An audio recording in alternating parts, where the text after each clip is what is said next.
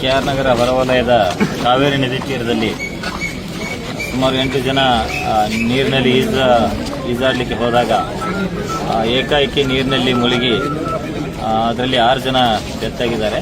ಇಬ್ಬರನ್ನ